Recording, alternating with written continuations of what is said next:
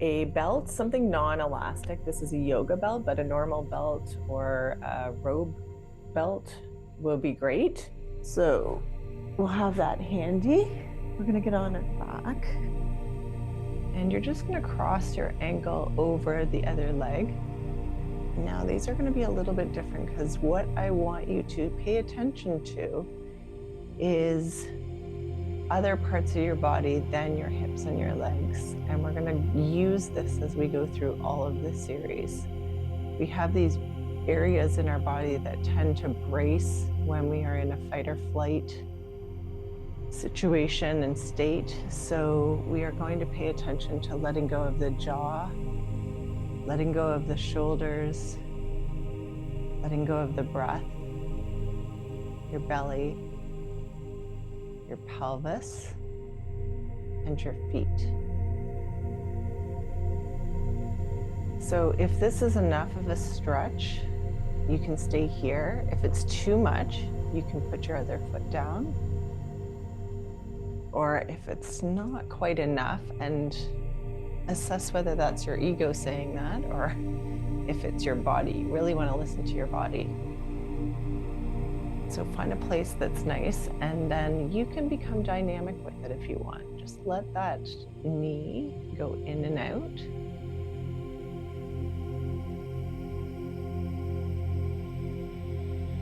And you'll feel that in different places as you move. As you move, pay attention to whether your jaw, your shoulders, your breath, your belly, your pelvis, or your feet changed in tension. And just let go of those areas. You might have to keep reminding yourself.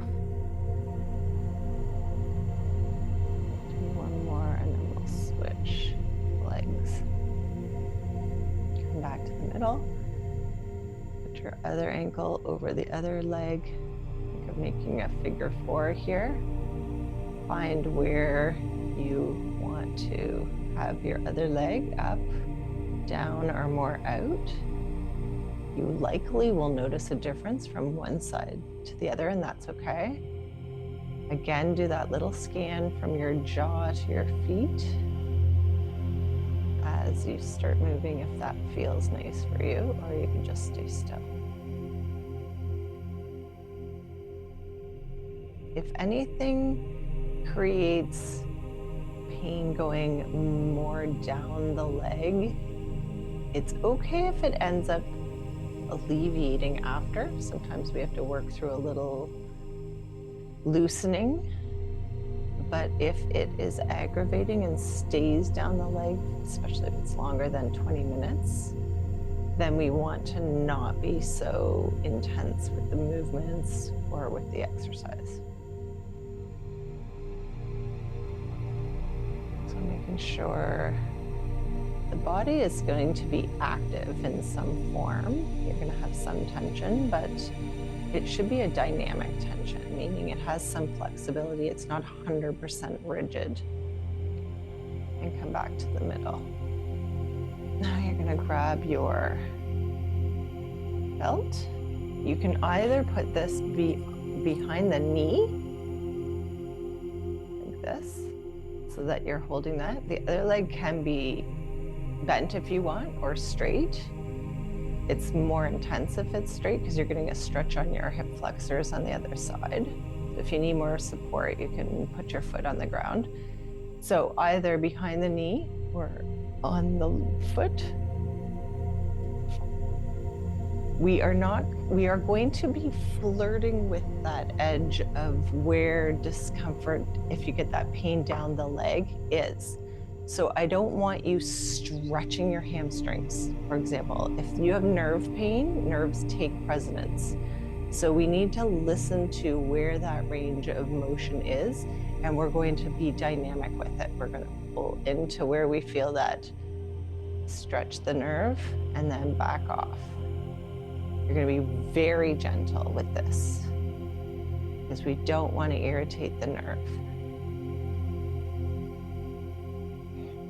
And I'm just going to get you to do around 10. Now, I am not talented enough to count while I'm doing this, so if you're counting and saying she's not doing 10, I'm sorry. But again, checking in with the jaw, the shoulders, the breath, the belly, the pelvis, and the feet. Let's switch. So again, you might find that you can go further on the side that isn't irritated. And if you don't have any irritation, you just get tight, any irritation in the nerve, and you just get tight, you can definitely go a little more into the stretch. But if you have pain that zings down your leg, you need to back off and just flirt with that edge. Definitely don't go into the edge to start with. We're just trying to mobilize that nerve. Check in with that body scan.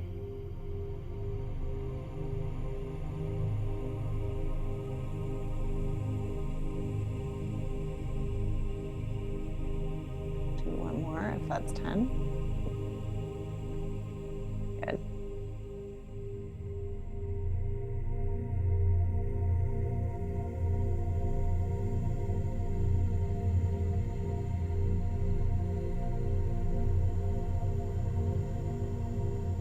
All right, so now we're going to do a stretch, a dynamic stretch for the adductors, which are these muscles on the inside of the leg.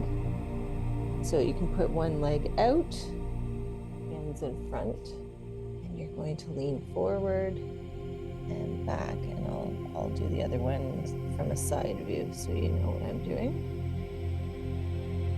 And you should feel it in here, and these muscles come up and insert into the pubic bone. So they have a lot of communication with the pelvic floor. There's another stretch in the pelvic video, deep squat, that I suggest if that's an area, if you have pelvis and leg hip stuff, that's a nice one to do. So you can go check that one out. And if it's too intense, you can bend that knee a little bit and sit back. Again, checking in, jaw, shoulders, breath, belly, pelvic floor, and feet. And then I'm going to switch sides. And so you can either have your toes tucked under like I do, or have your foot flat.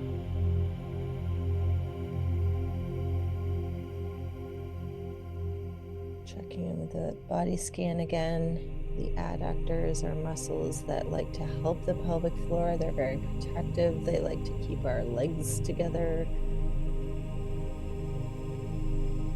and clamped.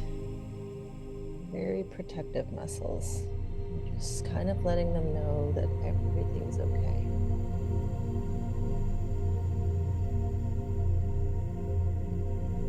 A few more here. That jaw relaxed. That breath nice and easy. One more.